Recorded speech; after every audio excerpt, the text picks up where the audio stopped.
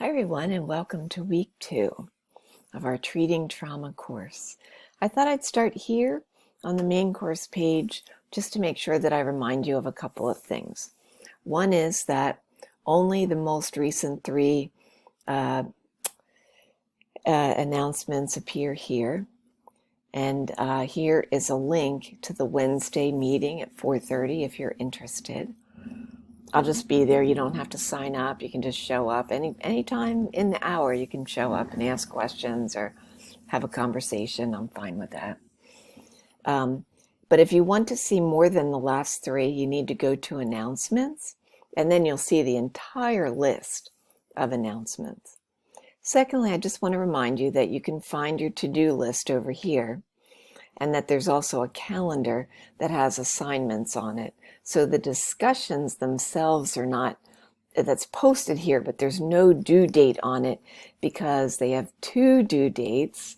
The post is due on Thursday and the response is due on Sunday, or between Thursday and Sunday. And Canvas is not set up to allow for 2 due dates for 1 assignment. You'd think somebody would be able to do that by now, but not yet. Okay, so I'm going to go. The other place to be sure that you go to is grades. You might be familiar with this from being on campus. Okay, so let's go to modules.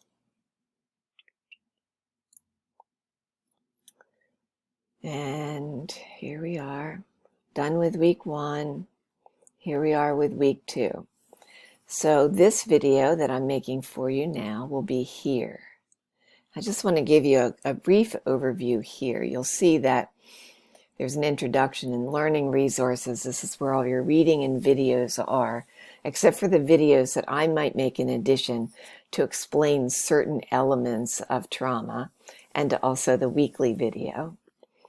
This is just a reminder. I'll go through this in just a second. So in my weekly video, I do spend a little more time talking about what you're expected to do with a discussion. And then as you can see, so not everybody has signed up yet for a technique demonstration, but when I do have somebody signed up, then I put everybody's name next to the week that they're in. So in week 2, when Lauren comes here to upload her written element for her technique demonstration and also post her video, she'll be able to just come right here and say, oh, that's for me. Open it up. Come down here. Reply. Post your video in here just the same way as you did with the introduction video, and then attach your written document here. So make sure that you also put your video link on your written document. I'm going to cancel this out. We'll go back to the overview. Oh, there we go. So then Lauren will also come here and upload her written instructions here. This is the grading spot. This is where I grade it. That's why I need the link to your video on your written document so that I can see it. It's also helpful though here because when people download your written document because they love what you do and they want to do it with clients, that they have a video that they can follow too, okay? All right, and then your first journal is due in week 2. So let's just go back here. I don't think there's any extra videos. No, there's not this week. But this video will be there. Just the introduction.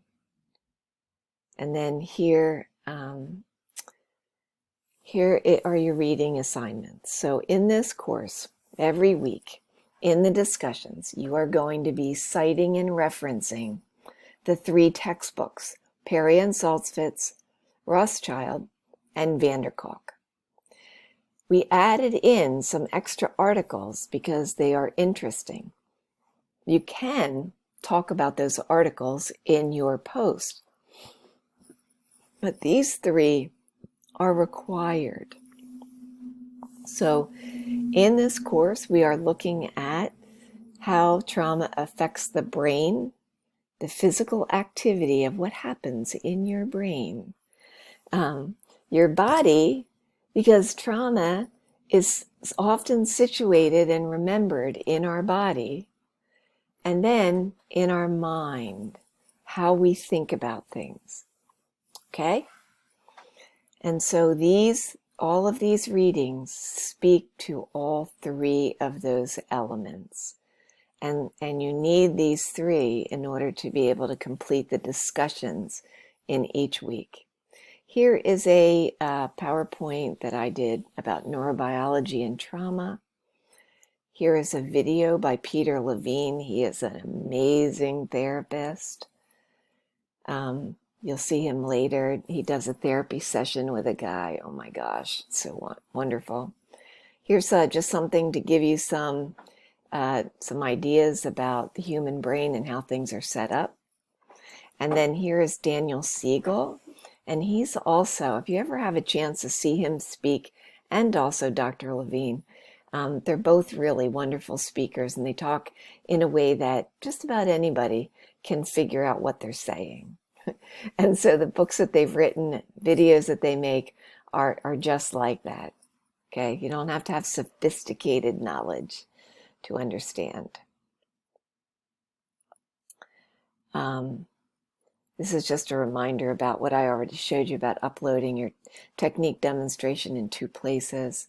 Okay, so this, our very first discussion, is a micro discussion, but there's also a meso discussion about community impact, macro discussion looking at societal impact, and then therapeutic approaches, which you'll discuss in week 7. But then you'll also talk about some of this in week 5 too. And you'll also talk about it in as part of your presentation. So I want to remind you that in week 1, there's a video posted made by myself and Dr. Burrell. I don't know if you know Dr. Burrell. She's quite wonderful. Where I speak to her about how she, if she were a student in the class, how she might be affected by taking this course. And I talked to her about how she might be affected physically, emotionally, psychologically, and socially. And I do it, it's a very brief, you're going to be doing something a little more detailed than what I did, but I wanted to give you an example. It's also an example of how you will speak to the person who you will be talking to in your trauma explanation summary that's due toward the end of the course. Well, in week 5, not too far from now. Okay, so you're going to read chapter 4 of the Perry and Salzwitz book. I find that once you start reading the book, you can't stop. You'll end up reading all of the chapters because they're all amazing, but also somewhat disturbing because they are all about trauma. In this case, you're going to focus on Laura. Laura has a mother named Virginia, just like my name, but don't call me that, okay? Just call me Ginny. And Laura is the focus of who you're talking about. So on the micro dimension, we are looking at how her sympathetic and parasympathetic nervous systems are working together in balance or not. So she might be balanced in some ways, but she's clearly not balanced in other ways. And your sympathetic nervous system is what gets you into that fight and flight state. So this is where you get revved up to either run away or fight back. Your parasympathetic nervous system's job is, when that's over, it's to jump in there and calm things down. That's its job. They work in balance. So there can be ups and downs. Oh, I'm so excited. Okay, I need to chill out. Now, when people freeze, freezing is a parasympathetic extreme. All right? What you're going to be reading is going to tell you a lot more about these two systems and more than that. So you're going to focus on things like mirror neurons and how connections are made in the brain.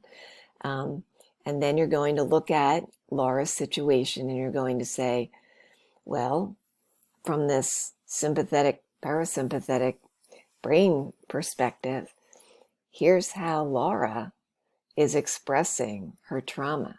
Here's how she might be affected by the trauma that she experienced. So it's asking about what's happening in her internal well-being. I can hear my husband talking in the background.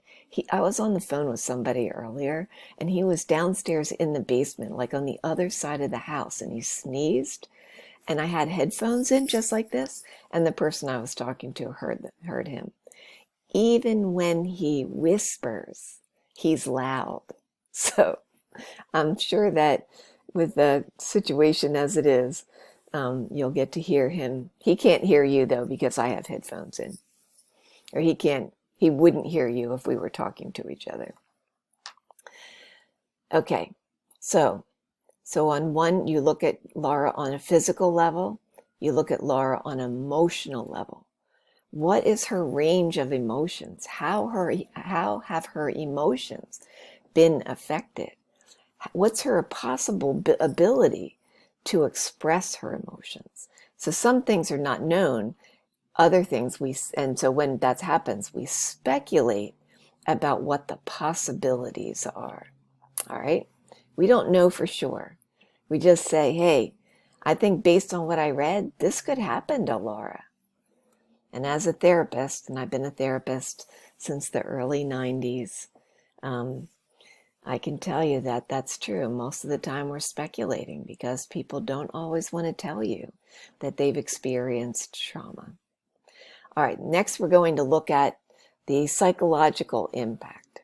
And in this case, you're describing, could she have flashbacks? What's her internal resources like? Her self-esteem, her confidence? What does she believe in herself? What are her values? Things like that, okay? How's she thinking? Is she thinking? Or does she have running thoughts that are getting in the way of her ability to think? And then finally, talk about her ability to cope on a social level. How does she communicate? How does she handle being able to be, here she has all this stuff going on. Can she relate to other people? Can she talk to them? Can she be with them? Can she relate to them in some way? That's what you're focusing on. So here you're using the 3 references, the 3 course texts. If you want to add in that other article, that's fine, but don't substitute that for the 3 texts, okay? I do take points off for that. Now you're going to make a response to at least one classmate. What did you learn from what they said? Was your perspective similar or different in terms of implications to social work practice? And then this is due between Thursday and Sunday. So you could work on any of these discussions ahead of time. I want you to keep your responses between Thursday and Sunday. Something comes up and you need to respond earlier, you just reach out and email me. I almost never say no. That's kind of a double negative. I almost always say yes, right? Unless you ask me every week, then I might say, no, I want you to get, part of this is about interacting with folks. Okay, so now it's really loud. Hold on. Okay, it's not going to last, but maybe it'll be quiet for a little bit. Okay, so week 2, here's where Lauren will come. And I showed you already, hit reply, post the video, just like you did with your introduction video. It will be embedded if you put the link there and then you hit enter. That will embed the video, so it comes up with a little, start button on it. Makes it easy peasy for everybody.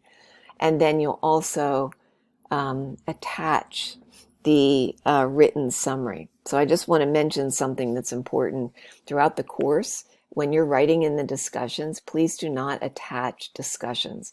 I will write back to you and ask you to please copy and paste whatever you write into your post. I want this to be as simple as possible and easily accessible for everyone in the course. We want people to read what you're writing, and they will if it's there. If they have to download it and then open it and all those stuff. I know they only take nanoseconds, but we want to minimize the number of clicks that we have to take, right? Okay, so let's just go, here, I'm just going to whiz through here. Number 2, number 3, are you going to respond to every person who uploads a technique demonstration, you ask? Yes, you are. Each and every one. All right, here's the upload place. So for you, there'll be a submit button here, and you'll upload your technique demonstration there. Here are the instructions. I can't emphasize enough, you'll watch the video, but I'm going to say it again. When you're demonstrating your technique, your demonstration must last 5 minutes. This does not include the introduction or any conclusion. You are teaching us how to do this technique. You must be teaching us for 5 minutes, okay? I do take points off for that. Like if it's less. It could be a little bit more, but have mercy on your classmates too. If you make a 10-minute video, it's going to be, people won't watch it. And I don't know if you know this, but there is in YouTube, when you open a video, there's a settings button. If you go into the settings button, there's a place that you can actually speed up a video. You could speed up my videos. I'll never know. But you want to at least be able to make it not so fast that you can't understand what the person is saying, or me. Okay. All right. So here's your journal. There's a video that focuses on how to complete the journal. And this is all focusing on the readings, videos, and in-class or online discussions. Just take whatever has been influential to you, and you're going to reflect on that. Okay? And here is the thing. And then that takes us to the next week. And that's the end of week 2. So I will see you in the course, or perhaps I will see you on Wednesday at 4:30. Just go to that announcement and the link is right there. And you'll jump in. It's a special room just for us. I have it set up for each week. Okay? Thank you. Bye.